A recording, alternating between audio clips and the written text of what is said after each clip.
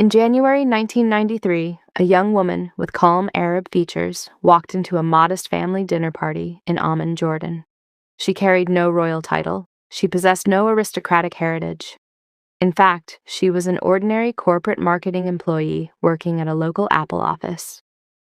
Yet, during that single evening, her eyes met those of a young prince, setting off a chain of events that would alter her life and reshape the future of an entire monarchy. Just 6 years later, the world stood captivated by an unprecedented sight: the coronation of this exact same woman as the youngest queen in the world, at just 28 years and 6 months old. Welcome back to the Royal House. Today we take an in-depth look into the true, verified story of Rania Al Yassin. How did an ambitious corporate professional end up on the Hashemite throne? What really happened during that first encounter that King Abdullah II famously described as love at first sight? And how does she balance the strict demands of statehood with her private life behind palace doors? Let's dive in. To truly understand Queen Rania, one must look at the resilience forged during her early life.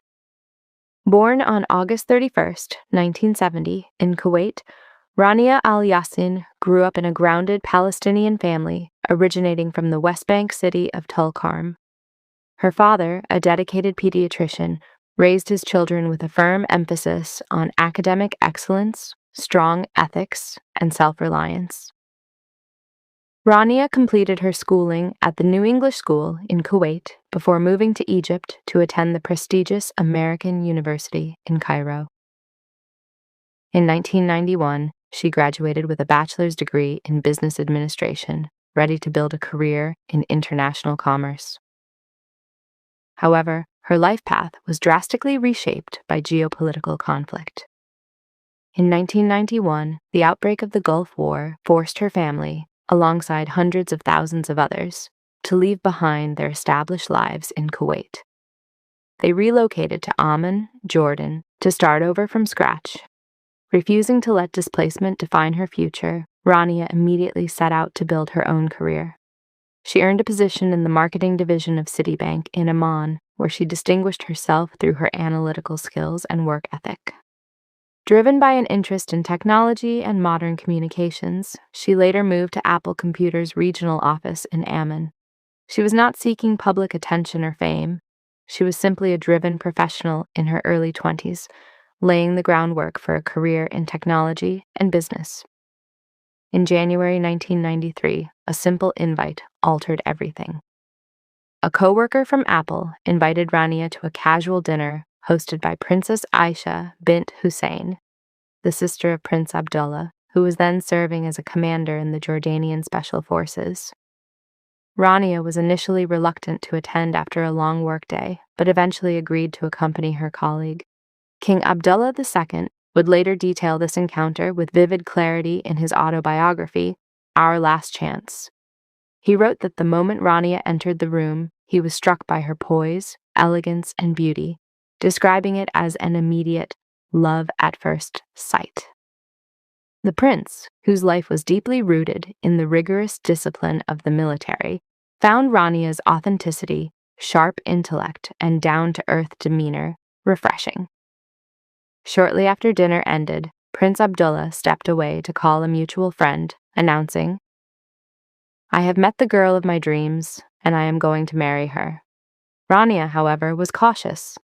Entering a royal family meant giving up her privacy and navigating immense public scrutiny. Understanding her hesitation, Prince Abdullah pursued her genuinely. He visited her workplace, invited her on off-road driving trips, and cooked meals outdoors, allowing her to know him as a person rather than just a prince.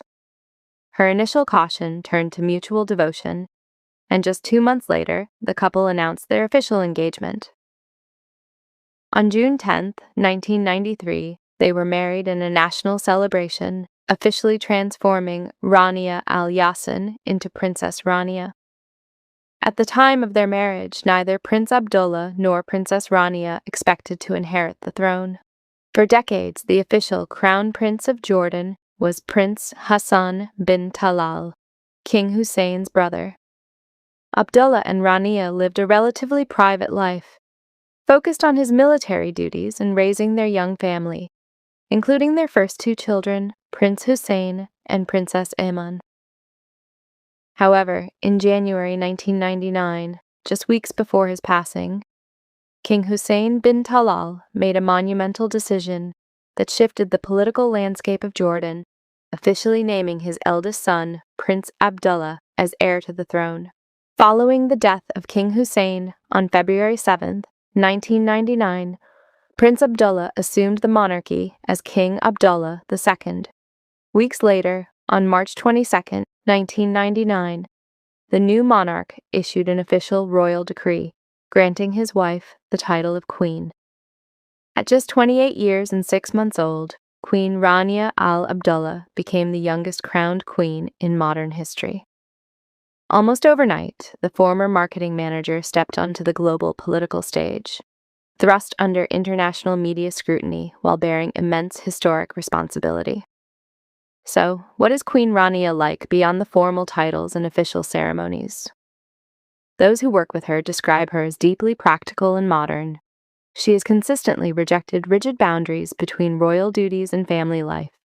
In personal interviews, she revealed that she regularly cooks for her family, making it a point to prepare home-cooked meals during Ramadan. Queen Rania was also among the first global figures to recognize the power of digital media. In 2008, she launched her own official YouTube channel to promote cross-cultural dialogue and challenge negative stereotypes surrounding the Arab and Muslim world. Beyond her public advocacy, she is an accomplished children's author. She has written 4 children's books, including The Sandwich Swap, inspired by her own childhood experiences, which reached the top of the New York Times bestseller list. Her approach to public service remains hands-on. She frequently conducts unannounced visits to rural villages across Jordan, wearing simple attire or traditional embroidery to sit directly with local women and listen to their daily challenges without heavy security or rigid protocol. Today, Queen Rania has entered a new chapter in her life. Having entered the palace as the world's youngest queen, she has in recent years become one of the youngest and most visible grandmothers in royal circles. She shares a close bond with her granddaughters, Princess Iman bint Hussein, daughter of Crown Prince Al Hussein, and Princess Amina, daughter of Princess Iman bint Abdullah II. Describing grandmotherhood as the most beautiful feeling in the world, she prioritizes spending personal time with them away from state duties. From navigating displacement and building a corporate career to serving on one of the most prominent thrones in the Middle East, Rania Al Yassin's story illustrates that modern leadership is defined by empathy, action, and real impact. Which part of Queen Rania's journey stands out to you the most? Did you know about her early corporate career at Apple? Let us know your thoughts in the comments below. If you enjoyed this documentary, please leave a like and subscribe to The Royal House for more in-depth royal stories. Thank you for watching, and we'll see you in the next episode.